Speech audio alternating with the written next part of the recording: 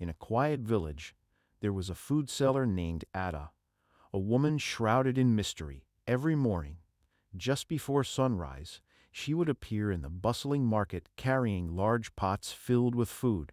The rich, mouth-watering aroma of her dishes filled the air, drawing villagers out of their homes and traders away from their stalls. No one could resist the allure of her cooking. It was unlike anything anyone had ever tasted. Each bite was packed with flavor, deeply satisfying, and left people craving more. Yet, despite her growing popularity, no one knew much about Ada. She had no family, no close friends, and no one had ever seen her outside the market. Where did she live? Where did she get her ingredients? How did she manage to prepare so much food every single day? These were questions that many in the village had asked, but no one had ever found an answer. It was as if she appeared out of thin air, only to disappear once the market closed. What made Ada's food even more mysterious was that it never ran out. No matter how many people lined up at her stall, there was always enough for everyone. She never seemed to need a break, and her calm, quiet demeanor only added to the intrigue surrounding her. Some believed she had a secret source of wealth, allowing her to afford endless supplies of ingredients. Others whispered that she possessed magical abilities, perhaps a charm that made her food irresistible. Despite all the speculation, one thing was certain: Ada's stall was the heart of the marketplace. Even the village chief made sure his servants arrived early to secure a meal from her. But behind the delicious meals and the constant crowds, a dark secret lurked, waiting to be uncovered. At first, the villagers were simply grateful for Ada's delicious food. People lined up daily, eager for a taste of her meals, and life in the marketplace carried on as usual. But as time passed, whispers of doubt and suspicion began to creep into conversations. The other food sellers, who had been struggling to make a living, couldn't help but notice how much business Ada was taking away from them. No matter how hard they worked, their stalls remained half empty, while Ada's was always surrounded by customers. Among the most frustrated was Mama Ucha, a longtime food vendor who had spent years perfecting her recipes. She took great pride in her cooking, but lately, her children and even her husband had begun comparing her meals to Ada's. "Mama, why don't you cook like Ada?" her youngest son had asked one evening. That simple question stung, planting the seed of resentment in her heart. As jealousy grew, so did the rumors. Some women in the market began to question how Ada could afford to make such large quantities of food every day. "She never runs out," one vendor murmured. "It's not natural." Another nodded in agreement, adding, "No one has ever seen her buy ingredients. Where does she get them?" The whispers soon turned darker. Some villagers started to believe that Ada was using charms to enchant people, making them crave her food over all others. Others wondered if she was even human at all. "What if she's feeding us something unnatural?" Mama Uche suggested one evening, her voice low with suspicion. Despite the gossip, many villagers ignored the warning. Ada's food was too good, and no one wanted to believe anything sinister could be hiding behind her success. But for Mama Uche and the others, the questions refused to go away. As the days passed, Mama Uche's resentment toward Ada only grew stronger. It wasn't just the villagers who favored Ada's cooking; her own family had begun to prefer it over hers. Every evening, her children would come home, their bellies full, raving about how tender Ada's meat was or how rich and flavorful her soups tasted. Even her husband, Papa Uche, had stopped eating at home as often, choosing instead to buy his meals from Ada's stall. One evening, after another long day with barely any sales, Mama Uche returned home in frustration. She set her empty baskets down with a heavy sigh and called out to her husband. "What do you want for dinner?" she asked, forcing her voice to remain calm. Papa Uche barely looked up from his seat on the porch. "I'm not hungry," he replied casually. "I already ate from Ada's stall." His words sent a sharp sting through Mama Uchi's heart. She clenched her fists, fighting back the anger bubbling inside her. "You ate from Ada?" she asked, her voice trembling. Papa Uche smiled, completely unaware of his wife's fury. Yes, her food is just so good, Uche. You should try it sometime. You won't believe how tender the meat is. That was the final straw. That night, Mama Uche barely slept, tossing and turning as thoughts of Ada consumed her mind.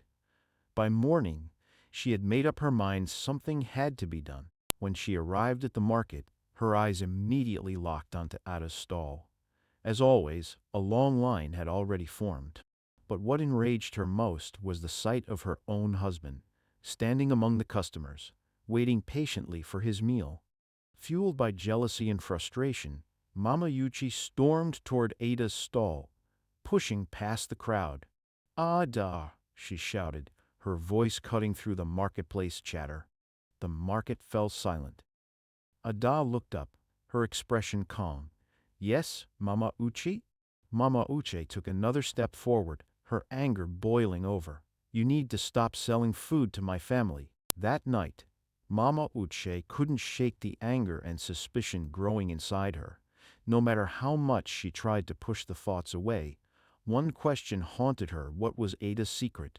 How was she able to cook food so delicious that even her own family had turned against her? Determined to uncover the truth, Mama Uche made a bold decision.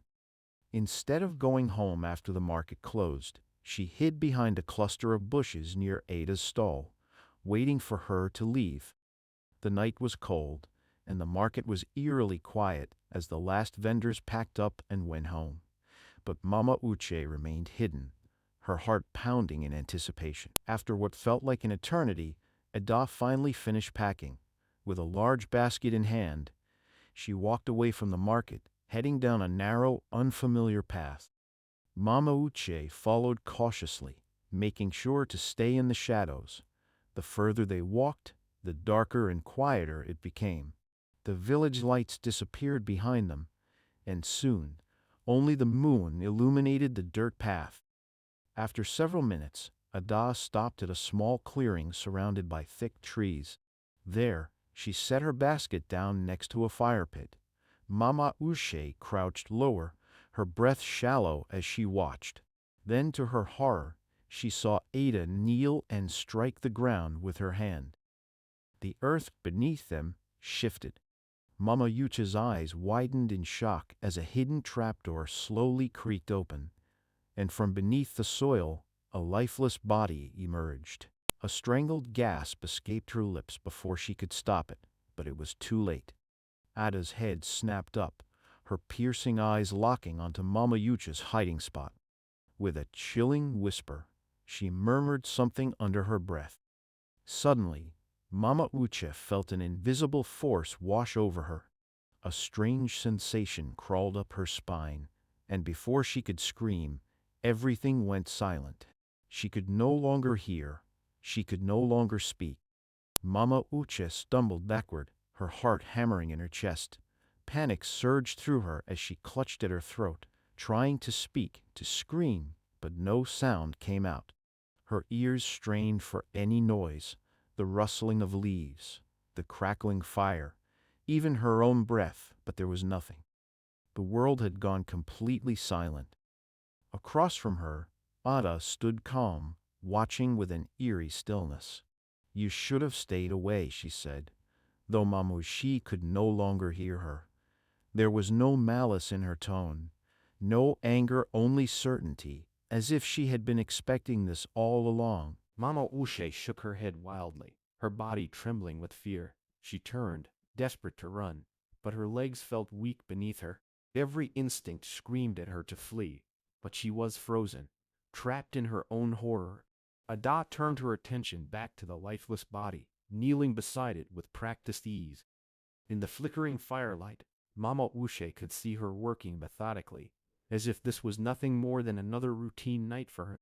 The realization sent a fresh wave of terror through her. The smell of spices filled the air once more, but this time it felt heavy. Mama Uche's stomach churned as she watched Ada begin to prepare her next meal, using the flesh of the body she had just unearthed. Tears spilled down Mama Uche's cheeks as she realized the horrifying truth. The meat that had enchanted the entire village, the food that had drawn her husband and children away from her own cooking, it had all come from the dead. She wanted to scream, to warn everyone, to run as fast as she could. But no one would hear her. She had lost her voice, her ability to tell the truth. And worst of all, Ada knew it. With a final knowing glance, Ada whispered once more, her voice lost to Mama Ucha's deafened ears. Then she turned back to her work, stirring the pot as if nothing had happened. Mama Uche stood there, helpless, trapped in her own silence, knowing she would never be the same again. The days after that horrifying night were unbearable for Mama Ucha. She wandered through her home like a ghost, unable to communicate, unable to tell anyone what she had seen. The once lively woman, known for her strong voice and quick temper, had been reduced to a silent shadow of herself. Her husband and children noticed the change immediately. "Mama, what's wrong?" her youngest son asked one evening, tugging at her dress. Tears welled in her eyes as she tried to respond, but only silence greeted them. She gestured wildly, pointing at her throat, willing them to understand. But they only looked at her with confusion and worry. Papa Uche grew frustrated. "Maybe she's sick," he muttered. "Or maybe she's just refusing to talk because of that foolish fight she had with Ada." He shook his head dismissively and returned to his meal, a bowl of Ada's soup. Mama Uche recoiled at the sight, her stomach twisting in knots. She wanted to knock the bowl from his hands, to scream and tell him the truth. But all she could do was sit there, helpless, watching as he enjoyed another spoonful of the cursed meal. Everywhere she went, she felt trapped. The villagers whispered about her, spreading rumors that she had been cursed for speaking out against Ada. Some pitied her, while others avoided her altogether. The market, once a place she had loved, now felt suffocating. The sight of Ada, still serving her food with a calm, knowing smile, made her skin crawl. At night, the nightmares came. She saw the lifeless body rising from the earth, the bubbling pot, Ada's cold, piercing stare. She woke up in cold sweats, gasping for a scream that would never come. And then, one evening, as she sat alone in her kitchen, staring at a bottle of poison she had once stored away for pests, a dark thought took root. If she could never speak again, if she could never tell her story, then what was the point of living? The village mourned Mama Ucha's death, but the whispers never stopped. Some believed she had gone mad, cursed for challenging Ada. Others felt uneasy, sensing that something terrible had happened but unable to explain what. One person, however, refused to let the matter rest. Ngozi. Ngozi had known Mama Uche for years. She had seen the way her friend had changed after confronting Ada, how fear had consumed her, how her voice had suddenly disappeared. And now she was dead. Something wasn't right, and Ngozi couldn't ignore the gnawing suspicion that Ada had something to do with it. Determined to uncover the truth, Ngozi decided to follow Ada just as Mama Uche had. She knew it was dangerous, but she couldn't sit by while the village remained blind to whatever dark secret Ada was hiding. That night, long after the market had closed, Ngozi hid in the shadows near Ada's stall. She watched as Ada packed up her things, moving with the same eerie calmness she always had. As soon as Ada began walking away from the market, Ngozi followed at a safe distance, her heart pounding. Ada led her deep into the outskirts of the village, down a narrow path where no one else dared to go. Ngozi crouched low behind a tree as Ada entered a small clearing. She watched in horror as Ada knelt, pressed her hand to the earth, and just like before, the ground shifted. A lifeless body slowly emerged from beneath the soil. Ngozi clamped a hand over her mouth to keep from screaming. Ada, completely unfazed, began cutting the body into pieces, wrapping them as if they were butchered meat. At that moment, Ngozi realized the terrifying truth. The food Ada had been serving the village wasn't just ordinary meat, it was human flesh. Ngozi's hands trembled as she gripped her phone. recording every horrifying moment. She had come looking for answers, but nothing could have prepared her for this. Ada, the beloved food seller, had been feeding the village human flesh all along. Ngozi knew she couldn't stay there much longer. If Adada discovered her, she would suffer the same fate as Mama Ushe. Moving as quietly as possible, she crept away, her heart pounding so hard she feared it would give her away. As soon as she reached a safe distance, she turned and ran, her legs barely keeping up with the terror surging through her veins. By the time she reached the village, she was out of breath but filled with purpose. She had proof now. No one could deny what she had seen. As the sun rose, she rushed to gather the villagers, standing in the center of the marketplace, where Ada's stall was usually the most crowded. "Everyone, you need to see this," she shouted, holding up her phone. The villagers murmured in confusion, but as the video played, gasps and cries of shock filled the air. Women covered their mouths in horror. Some men turned away, unable to watch. The chief, who had long been one of Ada's most loyal customers, stood frozen, his face pale. "Ada has been feeding us human meat," Ngozi declared, her voice strong despite the fear she still felt. "She killed Mama Wuche. She used dark magic to silence her, and if we don't stop her, more of us will suffer." The outrage was instant. The once loyal customers turned on Ada, demanding justice. The village elders called the police, and this time, with undeniable evidence in hand, they had no choice but to arrest her.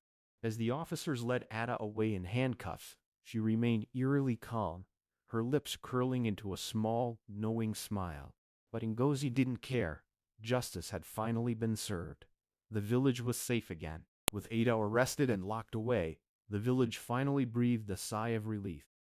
For the first time in years, people felt safe eating from their own homes again, no longer under the spell of Ada's irresistible food. The marketplace was filled with chatter, not just about the shocking truth they had learned, but also about the woman behind it all. Many praised her bravery, while others still struggled to believe that the kind and quiet Ada had been capable of such evil. But just as the village began to settle back into normalcy, news arrived that sent another wave of shock through the community. Ada was dead. The police had found her lifeless body in her cell just 2 days after her arrest. No one could explain how it had happened. There were no signs of struggle, no wounds, no indication that she had harmed herself. She had simply... Whispers spread like wildfire. Some believed she had used her last bit of dark magic to escape justice, her soul vanishing before she could truly pay for her crimes. Others thought it was divine punishment, that the spirits of those she had killed had finally claimed their revenge. A few, still unwilling to believe in her guilt, suggested that she had been cursed, silenced in death, just as she had silenced Mama Wuche. Despite the uncertainty surrounding her death, one thing was clear. There would be no more mysterious meals, no more whispers of magic in the marketplace, no more fear. Ngozi, though relieved, couldn't shake the feeling that something still lingered. Even with Ada gone, the darkness she had brought into the village had left a permanent mark. Some wounds, she realized, might never fully heal. With Ada gone, life in the village slowly returned to normal. The marketplace bustled once more. Families shared meals at home again, and the fear that had gripped the people for so long began to fade. But for those who had been closest to the horror Mama Lucha's family, the villagers who had doubted Ngozi, and even Ngozi herself, the scars remained. The truth about Ada was a lesson that could never be forgotten. She had come into the village quietly, earning trust through her talent, her food, and the illusion of kindness. But beneath it all, she had been something else entirely, a predator who thrived on the ignorance and desires of others. Her food had been irresistible, yes, but at what cost? The villagers had turned a blind eye to the warning signs, too enchanted by what she offered to question where it came from. Even when rumors began to spread, many had refused to believe them, choosing comfort over truth. In the end, Ngozi had shown the courage that no one else had. She had dared to seek out the truth, even when it put her life in danger. It was a painful reminder that evil often hides in plain sight, and that those who question it are often met with disbelief, ridicule, or worse. The villagers whispered about Ada for years after her death, but they also whispered about Ngozi, the woman who had saved them all. She had proven that sometimes the bravest thing a person can do is speak up, even when no one wants to listen. Outside the story, this lesson remains true in the real world. How often do we turn a blind eye to uncomfortable truths simply because they are easier to ignore? Corruption, deception, and injustice thrive when people refuse to acknowledge them. What silence allows evil to grow. In the end, the real power does not belong to those who deceive, but to those who refuse to be deceived.